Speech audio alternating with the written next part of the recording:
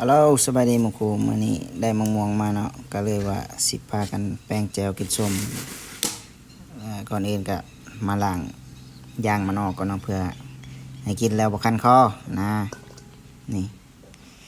ซึ่งเมียกับปาดจุ่มลงตัวการกับมันนี่แหละเนาะอยากนี่ต้องมาแนมหน้าดอกปั่นสัตว์คุมตาซะดอกนี่หมู่ครูแจวปลาแดก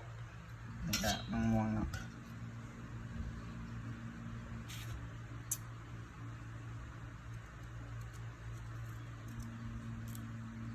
กินในช่วงนี่เมาขางให้กระเต็กช่วงไว้ขนาด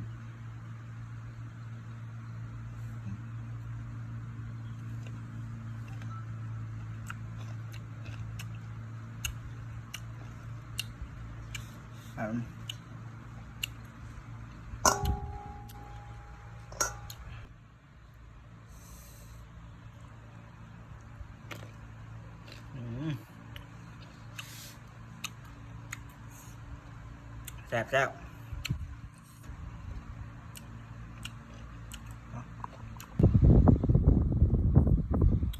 โอ้ย